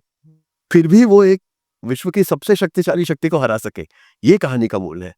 उस पॉइंट को रखने के लिए आपने अगर कहीं अतिशयोक्ति का प्रयोग किया तो उसमें कोई बुराई नहीं है। सही है ना? जैसे हम देखते हैं कि सबसे पहली रचना जो बताई जाती है वो वाल्मीकि जी की बताई जाती है। तो वाल्मीकि जी कौन थे, थोड़ा अगर आप इसको थोड़ा बता सको। हाँ, हाँ, वो कहा जाता है ना कि वाल्मीकि पहले जो थे वो एक डाकू थे और महर्षि नारद उनको मिले। महर्षि नारद उनसे मिले एक बार, उन्होंने महर्षि नारद की हत्या करने का प्रयत्न किया, उनसे उनकी वीणा चुराने के लिए, चीजें चुराने की। तो तब महर्षि नारद ने उनको रोका और उनसे कहा कि तुम ये सब क्यों कर रहे हो? जब उन्होंने बताया कि मैं अपने परिवार को पालने के लिए कर रहा हूँ, मैं अपना कर्तव्य कर रहा हूँ, मेरा परिवार को पालने का कर्तव्य है और मुझे इसके अलावा कुछ नहीं आता, तो मैं इसको कर रहा हूँ, मैं इसमें क्या गलत कर रहा हूँ? उसने कहा तुझे पता है कि इसका पातक लगेगा तुझे, है ना? तो वाल्मीकि जी ने कहा नहीं, पातक लगेगा तो क्या है, मतलब उन्होंने पूछा कि ठीक है ये मेरा कर्तव्य है, मैं कर रहा हूँ, तो कौन सा पातक लगेगा? उन्होंने कहा लेकिन इसका जो पाप है लोगों की हत्या करने का, ये क्या तेरे घर वाले बांटने को तैयार है? उस कहानी के हिसाब से उन्होंने कहा मैं यही रुकूंगा, तू जाकर और घर वालों को पूछ करा। और उसके सब घर वालों ने उसको बांटने से मना कर दिया। तो वो जो वालिया था, डाकू था वाल्मीकि, उसका हृदय परिवर्तन हुआ और उसने तब पूछा नारद जी से कि बताइए मैं इस पातक से कैसे छुटकारा पा सकता हूँ। तब उसने तपस्या की और वो वहां से जो अ, तब तपस्या के अंत में वो महर्षि वाल्मीकि हुए। ओके, तो उन्होंने रचना करी वाल्मीकि। और जैसे मैंने कहा वो शायद समकालीन थे राम के, क्योंकि वो भी एक कैरेक्टर है रामायण में। जी, हमें उनका भी मतलब पेरेंट्स दिख जाता है रामायण में। एक तो ये स्टोरी जैसे कि आपने भी बताई, एक चीज मुझे और सुनने को मिली है जितना मैं थोड़ा रिसर्च करता हूँ इन चीजों पे, तो कि वाल्मीकि जो थे वो कोई एक वाल्मीकि नहीं थे। That was that is a series of thing. देखिए हमेशा हमेशा ये एक, आप कहते वाल्मीकि रामायण को किसने लिखा बताइए? वाल्मीकि ने लिखा? जी नहीं, पूरा वाल्मीकि रामायण रामायण वाल्मीकि ने नहीं लिखा। वो अलग-अलग समयों पे इसकी रचना कम से कम 500, 700, 800 साल तक चलती रही। I mean almost probably 500 CE तक उसकी रचना हुई। उत्तरकांड की रचना के कुछ श्लोक हैं जो 1000 सीई में दिए गए, यानी केवल 1500 साल पहले। अच्छा, तो हर एक में लेयरिंग चलती है। कहते हैं कि बालकांड और उत्तरकांड तो मूल वाल्मीकि रामायण में था ही नहीं, वो बाद में इंसर्ट हुआ है। तो इसका मतलब वाल्मीकि रामायण वाल्मीकि जी की एक कोई एक व्यक्ति वाल्मीकि नहीं है, एक वाल्मीकि परंपरा है। शायद एक जैसे आप एक आप घराना बोलते हैं म्यूजिक में। अब प पंजाब बाज है तबला बजाने का, तो वो कोई पंजाब बाज, कोई एक पंजाब नाम से पंजाबी आदमी नहीं था जिसने किया। वो एक परंपरा चलती गई, उसमें चेंजेस भी होते गए, अलग-अलग उसमें वेरिएशंस भी आते गए समय के रिक्वायरमेंट के हिसाब से, और उस तरह से तबला बजाने का तरीका बदलता गया। तो जैसे एक अंग है ये, या संगीत में परंपराएं होती हैं, है ना? ग्वालियर घराना है, दिल्ली घराना है, अलग-अलग आपके घराने होते हैं। वैसे शायद एक गुरुकुल रहा होगा या एक घराना रहा होगा, जिसके अलग-अलग लोगों ने उस समय की सामाजिक परिस्थिति के हिसाब से, और वाल्मीकि रामायण जो आदि काव्य था, उसके अंदर चीजें जोड़ते चले गए और कई परिस्थिति के हिसाब से भी जुड़ी। मतलब जैसे जैसे सामाजिक परिस्थिति बदलते गई हम्म, तो उस समय धर्म का संचालन जिनके हाथ में था उन्होंने अपने पॉइंट ऑफ व्यू को उसके अंदर डालने के लिए भी रामायण को बदला। जैसे उत्तराखंड में उत्तरकांड में आपको मैं बताता हूँ। अच्छा, इनसे पहले मैं ये बता दूं कि बालकांड और उत्तरकांड मानते हैं कि मूल रामायण का हिस्सा नहीं है, और बाकी के जो कांड हैं उनमें भी केवल 60% ही एक व्यक्ति का लिखा हुआ है। 35-30 35-40% जो है वो अलग अलग लोगों का लिखा हुआ है। ये कैसे पता चलता है? हम्म, वो ऐसे पता चलता है कि लिंग्विस्टिक की साइंस के हिसाब से, कि जैसे आप अगर LOL कहते हो, लाफ आउट लाउड, आपको पता है, या जैसे भी आजकल आपके जो भी आपकी जनरेशन के वो चल रहे होंगे शॉर्ट फॉर्म्स, तो जब उस शब्द का प्रयोग हो तो आप समझ जाओगे कि 20वीं सदी का शब्द है। वो शेक्सपियर में तो नहीं था कहीं, 18वीं सदी में नहीं है। शेक्सपियर की भाषा पढ़ोगे, कालिदास की भाषा पढ़ोगे तो आप उसका टाइमिंग कर सकते हो कि इस टाइम में इस तरह से बोला जाता था। सही। तो उसी तरह के विश्लेषण से ये पता चला कि 60% श्लोक एक तरीके से लिखे गए हैं और 35-40% श्लोक 10 अलग अलग तरीकों से लिखे गए हैं। तो इसका मतलब लोगों ने उसके अंदर ऐड किया बाद में, है ना? तो इस तरह वाल्मीकि एक परंपरा रही होगी, और उस परंपरा में उस आदि काव्य के अंदर चीजें जुड़ती चली गई, कुछ निकलती चली गई, तो जो जुड़ी उसे मिलके आज वो ग्रंथ हमारे पास है जिसे हम वाल्मीकि रामायण कहते हैं। अब मैंने जो सामाजिक परिवेश की आपको बात बताई, उसके अंदर देखिए कि प्रभु रामचंद्र जी ने शबरी के हाथ से, जो भिल्ल लड़की थी, हम्म, उसके हाथ से बेर खाए। हम्म, झूठे बेर वाली जो झूठा करके बेर खिलाया वो तुलसीदास जी में, वाल्मीकि जी में नहीं है। और वहां के लोगों को आप पूछोगे तो कहेंगे कि वो तो भक्त थी, वो क्यों झूठा खिलाएगी? उसने तो पेड़ से जो खुद खुद के लिए बेर रखे थे वो खिलाए। और तुलसीदास जी उसको भक्ति मोड में ले जाने के लिए, वो जब आप किसी से बात करेंगे भक्ति, तुलसीदास रामायण और वाल्मीकि रामायण के बीच में अंतर होगी तो वो आपको शायद ज्यादा अधिकतर समझा सके, लेकिन वो लोग ऐसा कहते। तो अब वो भिल्ल थी। इसके अलावा जो वन नर थे वो तो आदिवासी थे, वन में रहने वाले थे। उनका साथ लेकर उन्होंने विश्व के सबसे शक्तिशाली व्यक्ति का को पराजित किया। हम्म, अब बाद के सालों में कुछ धर्म के ठेकेदारों को वो बात अच्छी नहीं लगी। ओके, लोग कहने लगे हो कि देखो, प्रभु रामचंद्र जी ने तो कभी जात के आधार पे भेदभाव नहीं किया, हम्म, आप कैसे जाति के आधार पे भेदभाव करते हैं? सही। तो उस बात को काटने के लिए उन्होंने शंभूक वध की कथा उत्तरकांड में डाल दी। अच्छा। शंभूक वध क्या था कि ये कहने लगे कि जब प्रभु रामचंद्र जी का 10,000 साल का राज्य चल रहा था, हम्म, तो उस समय उनके गांव में ब्राह्मणों के घर में मृतक बच्चे पैदा होने लगे। किसी के घर में कोई बच्चा जिंदा ही नहीं बचता था। तो उसके लिए मुनि वशिष्ठ से अलग लोगों से पूछा गया कि क्यों हो रहा है? तो ये बताया गया कि एक ऐसी जगह है जहाँ पे शंभूक नाम का एक शूद्र वेदों का पठन कर रहा है। हम्म, तो प्रभु रामचंद्र जी उत्तराखंड की कहानी के हिसाब से वहां गए, उससे कहा कि क्या तुम वेदों का पठन कर रहे हो? उसने कहा हाँ मैं करता हूँ। प्रभु रामचंद्र जी ने कहा मैं तो तेरा इसके लिए आदर करता हूँ, लेकिन तू शूद्र है, तुझे इसका अधिकार नहीं, इसलिए मैं तेरा वध कर दूंगा। अच्छा। अब आप बताइए, जिन्होंने शबरी के हाथ से बेर खाए, जिन्होंने वंदरों का आधार लेकर विश्व के सबसे शक्तिशाली मनुष्य को चुनौती, एक व्यक्ति को चुनौती दी, वो एक इंसान का केवल वेद पठन करने के लिए वध करेगा? ये समझ में नहीं आने वाली बात है। ये बाद में डाली गई क्योंकि उस समय के जो ठेकेदार थे धर्म के, उनको अपना मुद्दा सिद्ध करना था कि भाई वो ऐसा रहा होगा, कभी जंगल में उसने किया होगा ऐसा, लेकिन असल में तो राम जी थे जिन्होंने शंभुक का वध कर दिया वेद पठन करने के लिए। तो इस तरह से बहुत सारे बदलाव डाले गए इसके बीच में। अब बताइए, अगर आप शंभुक वध की बात को मान के चलते हैं तो आप राम को प्रभु राम से एक अपॉर्चुनिस्ट बना रहे हैं कि जब जरूरत थी तब तो उसे शबरी के बेर खा लिए, जब जरूरत थी तो वंदरों का साथ ले दिया, और जब जरूरत खत्म हो गई, राजा बन गए, तो शंभुक का वध कर दिया। प्रभु रामचंद्र जी का ऐसे है। तो ये सारी कहानियां बाद में पड़ी है, तो इसलिए एक परंपरा है जो लिखती चली गई, और उनमें से कुछ लोगों के तो नाम भी पता है। सौती, एक सौती करके है, और उनके पुत्र है शायद सौतकारी, शायद उनका नाम है, मैं शायद नाम में थोड़ी सी गलती कर रहा हूँ। उन्होंने करीब 1020 CE के करीब बहुत सारे श्लोक उत्तरकांड में डाले हैं। तो इस तरह के बहुत नाम भी है, अब सारे नाम में इस समय याद नहीं है मुझे, लेकिन बहुत सारे नाम है जिन लोगों ने उस परंपरा में किया है। कुछ वाल्मीकि परंपरा के रहे होंगे, कुछ वाल्मीकि परंपरा से हटके भी रहे होंगे। जैसे जो वाल्मीकि लिखते हैं मदन नरों का साथ लेने की बात और शबरी का के बेर खाने की बात, शंभुक वाली बात कभी नहीं, उनके परंपरा में कभी नहीं लिखी जाएगी। उसके परंपरा के बाहर के लोगों ने भी लिखा है उसके में। तो एक मिश्रित ग्रंथ है, जैसे उनसे लिखा हुआ। जैसे हम देखते हैं कि उत्तराखंड जो वैसे कंट्रोवर्शियल बना रहता है कहीं ना कहीं, कि मतलब सीता माता का त्याग करना, वो सारी बातें भी उसमें आ जाती है। तो एक तरीके से ये रामायण जो एक्चुअल रामायण लिखी गई उसके काफी समय बाद जोड़ी गई चीज है। काफी समय बाद जोड़ी गई चीजें। देखिए, जो जो कंब की रामायण है, दक्षिण भारत में जैसे रामायण के रूप में पूजा जाता है, उसके अंदर सीता माता को दोबारा त्यागने की कोई कहानी है ही नहीं, कि वो कहानी सारी की सारी प्रभु रामचंद्र जी के राज्याभिषेक के साथ समाप्त हो जाती है। ओके, उसके बाद वाल्मीकि में भी है, त्यागने की बात वाल्मीकि में भी है, लव कुश के जंगल में जन्म के बाद वाल्मीकि में भी है। ऐसा नहीं कि वो नहीं है, उत्तरकांड में ऐड किया गया, ऐसा नहीं है, वो है सब में है वो कहानी। और तुलसी रामायण में भी है। तुलसी रामायण तो खैर लिखी अभी गई थी रिलेटिवली, अकबर के टाइम में तुलसीदास जी थे, उस समय लिखी गई थी, और ये सारे भक्ति रस पूर्ण काव्य है। और वाल्मीकि रामायण जो है उसके अंदर प्रभु रामचंद्र जी को एक श्रेष्ठ नर के रूप में दिखाया गया है, और तुलसी रामायण में या कंब रामायण में वो साक्षात प्रभु है। वो एक थोड़ा सा नेचर ऑफ द बुक में, उसके कारण कई अंतर आए हैं दोनों किताबों में, उनकी फिर कभी बात करेंगे। जी। तो लेकिन ये है सच्चाई इसकी। सर जैसे कि हम जैसे अयोध्या जाते हैं तो अयोध्या में कुछ टेम्पल्स बहुत ज़्यादा फेमस है, जिसमें सबसे ज़्यादा एक टेम्पल आता है कि हनुमानगढ़ मंदिर। जी, तो आप गए होगा? बिल्कुल 100 कई बार गए हो, अच्छा, कई बार। How was your experience over there? क्या था हनुमानगढ़ी? आपको मालूम है हनुमानगढ़ी क्या है?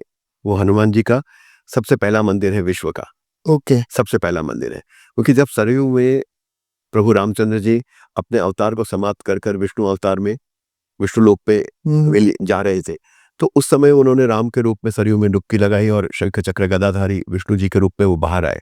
बाहर आकर उन्होंने अयोध्या के नागरिकों को, जानवरों को, पक्षियों को, सबको आह्वान किया, आप आइए मेरे अंदर समा जाइए, आप जिन जिन योनियों से आए थे उन योनियों में आप वापस जा सकते हैं। ओके। और जो विष्णु लोक में विलीन होने के जिनकी पात्रता है वो विष्णु लोक में मेरे में विलीन हो जाओ।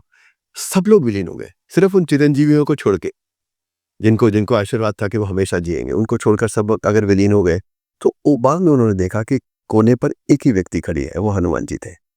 तो प्रभु रामचंद्र जी ने उनको पास बुलाया, गले लगा के पूछा कि हनुमान तुम तो मेरे परम भक्त हो, तो आज जब सब मेरे अंदर विलीन हो गए तो तुम मेरे अंदर विलीन होकर मेरे साथ क्यों नहीं चलते? तो हनुमान जी ने हाथ जोड़कर कहा कि प्रभु मैं भक्त हूं, आप आराध्य है। अगर भक्त आराध्य हो जाएगा तो भक्ति कौन करेगा? तो इसीलिए मुझे ये आशीर्वाद दीजिए कि जहां भी मैं यही रहूंगा, आपसे बिछड़ने का मुझे बड़ा दुख है, लेकिन मैं विष्णु नहीं होना चाहता, मैं हनुमान ही रहना चाहता हूँ, राम का भक्त, आपका भक्त। तो आप मुझे आशीर्वाद दीजिए कि आज के बाद जहां भी राम कथा हो वहां मैं सुनने के लिए जरूर हूं। तो मेरा ये मानना है कि आज भी जब हम प्रभु रामचंद्र जी की बात कर रहे हैं तो कहीं ना कहीं हनुमान जी देख रहे हैं हमको, यहाँ कहीं है। ये मेरी बहुत स्ट्रांग मान्यता है। और उनको तब प्रभु रामचंद्र जी ने कहा कि अयोध्या के सबसे ऊंची जगह पे जाकर बैठो और वहां जाकर मेरे अयोध्या की जो प्रजा अब बनेगी उनका सबका आप ध्यान रखो। तो वो वहां जाकर बैठे पहाड़ पर, वो हनुमानगढ़ी का मंदिर है। लेकिन पहले गढ़ी नहीं थी, वहां पेड़ के नीचे एक छोटा सा मंदिर था जहां उनकी पूजा अर्चना होती थी। तो नवाब सफदरजंग अवध के थे, उनके बेटे को कोढ़ हुआ और कोढ़ का उन्होंने यूनानी, अंग्रेजी, तिब्बी सब तरह के इलाज कराए, कुछ नहीं हुआ। तो उनकी जो दीवान थे वो हिंदू थे। उन्होंने कहा नवाब साहब अगर कुछ भी ना हो तो एक बार कोशिश करने में क्या हर्ज है, आइए वहां पर अयोध्या चलते हैं, मानते हैं कि हनुमान जी के अंदर बहुत शक्ति है, वो हो सकता है कुछ कर दे उसका। तो जब वहां लेकर गए शहजादे को, तो उनके जो महंत थे उन्होंने बोला क्या दिक्कत है, ये परेशानी है जी, दवाई कर चुके हैं, कुछ नहीं हुआ। तो उन्होंने हनुमान जी के वहां की जो विभूति थी वो ली और वो पूरी मल दी उसके शरीर पर, और मलते ही वो ठीक हो गया। जब वो ठीक हो गया तो नवाब ने महंत जी से पूछा कि बताइए मैं आपको क्या दे सकता हूं। एक अहंकार था ना कि मैं नवाब हूं। तो महंत जी ने हाथ जोड़कर उनसे कहा कि मैं जिनका भक्त हूं उनसे मांगू तो मुझे तीनों लोग मिल जाएंगे, आप क्या दोगे? सही। तब उन्होंने बहुत जिद की, तो महंत जी ने कहा अच्छा यहाँ एक मंदिर बनवाते थे। तो वो गढ़ी जो है वो नवाब की, मुस्लिम नवाब की बनाई हुई है। हम जब पहली बार वहां गए तो वहां महंत प्रेमदास जी उनके पीठाधीश थे, हम उनसे मिले, तो उनके साथ बैठकर बातचीत भी की, काफी देर तक बात की। दो उन्होंने हमारे को ऐसी बातें बताई जो जीवन भर, वो तो अब नहीं रहे, शरीर छोड़ दिया, लेकिन मेरे साथ जीवन भर रहेंगी। पहले जब हम उनके वहां से उठने लगे तो खिड़की से उन्होंने कहा पीछे देखिए। पीछे देखा तो वहां एक मस्जिद है, और उन्होंने कहा कि यह मस्जिद क्षतिग्रस्त हो गई थी, अभी हनुमान जी के सामने की हुंडी के पैसों में से हमने इसकी मरम्मत की है, और हमारे यहाँ के जो आचार्यगण हैं वो हमारे मुस्लिम बंधुओं के घर घर गए हैं और उनको बुला रहे हैं कि इस हफ्ते से यहाँ नमाज शुरू कीजिए। तब मैंने उनसे पूछा कि आप महंत जी, एक हिंदू मंदिर है, इतनी मान्यता का, उसके पीठाधीश हैं, और मुझे ये पता है कि यहाँ बहुत मुश्किल से पहुँचने की जगह है, या कई लोगों से शास्त्रार्थ किया होगा, कई साधुओं ने आपसे मेन मुलाकात की होगी तब आपका नाम ऊपर आया होगा। तो आप मुसलमानों की कैसे एक मस्जिद को आप ठीक करवा रहे हो इसके अंदर? उन्होंने कहा 2 बातें, एक तो जब हम ये गढ़ी बनी तो हमारी गढ़ी को जिम्मेवारी दी गई थी कि इस मस्जिद की आप देखभाल करोगे, आप देखभाल करोगे, एक बात। और दूसरी बात, सबसे बड़ी जो बात उन्होंने कही, जब मैंने उनसे पूछा तो पहली बात जो उन्होंने की, जब मैंने कहा कि आप कैसे एक मस्जिद की देखभाल कर सकते हैं, तो उन्होंने कहा इबादत वो भी है, इबादत ये भी है, तरीके का ही तो फर्क है। ये आपकी संस्कृति है असली में, इससे तोड़ो उससे मारो की संस्कृति नहीं है। आपकी संस्कृति ये है कि हर चीज इबादत है और हर इबादत की हमको उतनी ही इज्जत के साथ सिर झुका के हमें पूजा करनी पड़ेगी। दूसरी बात जो उन्होंने मुझे बताई वो ये, जब हम चलने लगे तो उन्होंने कहा आज आपके सफर की शुरुआत हुई है। मुझे नहीं पता आप पुस्तक लिखोगे कि लिख पाओगे, मुझे नहीं पता आप इन जगहों पर जाओगे कि नहीं जाओगे, मुझे नहीं पता आपके पुस्तक कोई पढ़ेगा कि नहीं पढ़ेगा, लेकिन मैं आपको इस बात से आश्वस्त करता हूं कि अगर आप इस रास्ते पर जाएंगे तो जब आप वापस आएंगे तो आप वो नहीं होंगे जो आप आज हैं। वो एक बहुत बड़ा लेसन मेरे लिए था। हाँ, मैं वाकई वो नहीं रहा जो मैं उस सफर की शुरुआत में था। सर जैसे आपने बताया कि आप के अंदर एक बहुत बड़ा बदलाव आया इस जर्नी के बाद, तो क्या बदलाव आया? ये शायद टेक अवे हो सकता है हमारा इस पॉडकास्ट का, क्योंकि हर एक चीज़ का कोई अंत होना चाहिए, कुछ हमें सीखने को मिलना चाहिए। बाकी जो हमने बताई वो तो केवल इन्फॉर्मेशन थी, हमें कुछ ना कुछ हमारे पास एक मानसिक रूप में टेक अवे भी होना चाहिए। वो मेरा टेक अवे मैं आपको बताता हूँ। उसके साथ एक छोटी सी कहानी जुड़ी हुई है। मैं चित्रकूट में दूसरी बार जब गया था तो मैं ढूंढ रहा था अम्बरीश स्थली। अम्बरीश एक राजा थे जो पूर्वज थे प्रभु रामचंद्र जी के, और बिल्कुल दंडकारण्य के शुरुआत में उनका आश्रम है जहाँ पे तपोस्थली है, जहाँ उन्होंने तप किया था। और प्रभु रामचंद्र जी और सीता जी उस तपोस्थली में गए थे, वहां पर अपने जो पूर्वज थे अम्बरीश उनकी पूजा कर कर फिर उन्होंने दंडकारण्य में प्रवेश किया था। अब मैं उस मंदिर को ढूंढ रहा था, बहुत जगह ढूंढा मैंने, कई जगह ढूंढने से मुझे वो मंदिर नहीं मिल पाया। आखिरकार मुझे एक, जहाँ पे जिस इलाके में मैं ढूंढ रहा था उस इलाके में एक चाय वाला था, वहां पे जिसने मुझे बताया कि अम्बरीश स्थली से मत पूछिए, आप गुप्त गंगा नाम से पूछिए, आपको तुरंत कोई भी बता देगा। यहाँ का नाम उसका गुप्त गंगा है। ओके। तो मैंने कहा ठीक है, फिर हम गुप्त गंगा पूछते हैं, बताओ किधर हम जाना चाहते हैं। अब ढूंढते ढूंढते 3 बज गए थे। उसने कहा जी आप जाओगे उतरोगे अंधेरा हो जाएगा, आप पहुंच नहीं पाओगे, किसी को साथ ले जाओ। क्योंकि वो कह रहे वो पीछे पहाड़ी है ना, जंगल के ऊपर, घना जंगल है, उसके ऊपर पहाड़ी है, नदी के पार वहां पर है ऊपर, वो क्या आपको मिलेगा नहीं, और मिल गए तो आप भटक जाओगे, आते समय पूरी रात जंगलों में भटकते रहोगे, तो आप किसी को साथ ले जाइए। उन्होंने एक आंधी को बुलाया, लकड़हारा था वहां का, लकड़ी काटने जंगल में जाता था, उसे कहा तो इनके साथ चला जा, ये तुझे कुछ पैसे दे देंगे, इनको गुप्त गंगा दिखा के लिया। तो वो अंदर गया, अंदर जाके कुल्हाड़ी उठा के लाया और 2 मोटे मोटे सोटे उठा के लाया, हमें दिए, बोला अब आप साथ चलिए। अब हम गए, कुछ खेतों में से 2-1 किलोमीटर चले, फिर एक नदी आई, नदी में कम से कम यहाँ तक का पानी था, उसको करके हमने पार किया, और वहां से वो पहाड़ शुरू हुआ। जो वर्चुअली ऐसे था, इस एंगल पे था, और उसमें एक इतना सा रास्ता जंगल, घने जंगल में से ऊपर को जा रहा था। हम उसको चलते गए ऊपर। आधे रास्ते जाने के बाद जब हम रुके तो हमें ख्याल आया कि ये इंसान कुल्हाड़ी लेके क्यों चला है। तो हमने उससे पूछा, अरे तुम कुल्हाड़ी लेके चले हो, हमें इतने मोटे मोटे सोटे दिए, यहाँ कोई जंगली जानवर वानवर आते हैं क्या? कहता आते तो नहीं, लेकिन कभी कभी चीता भालू आ जाता है। अच्छा। अब अंधेरे का टाइम है, 5-5:30 बज गए, अंधेरा हो रहा है, मतलब सूरज डूब रहा है, और हमें बताया गया है जंगल के बीच में कि यहाँ चीता भालू आता है। अब आप एक शहर के आदमी की क्या हालत हो सकती, पूरी तरह कर गया। ऊपर और चढ़ते गए, जब ऊपर चढ़ते गए तो मंदिर दिखा, मंदिर के में से गुप्त गंगा का पानी बह के आ रहा था कुंड में। बोले यही तो पीते हैं चीते पानी रात को। अब हमारी हालत और खराब। अब हम ऊपर गए, ऊपर जाके हमने आवाज, अब पहुंचे थे वहां तक, वापस जाते तो भी चीता खाता, जाते तो भी चीता खाता। हमने कहा चलो कम से कम चले तो जाए। हम उस मंदिर में पहुंचे, वहां जाके हमने आवाजें लगाई, कोई है कोई है कोई है। तो जब हमने वो आवाज लगाई तो एक 15-20 मिनट के बाद एक महात्मा निकल के आए, और बड़े विली, मतलब विनय के साथ हाथ जोड़कर बोले कि हमने आपकी आवाज सुन दी थी, लेकिन हम यहाँ अकेले ही रहते हैं ना, तो इस कारण हम गैया की सेवा कर रहे थे, हम निकल के नहीं आ पाए। तो हमने पहले तो मंदिर देखा, उनसे समझा उसका महत्वपूर्ण चीज क्या था।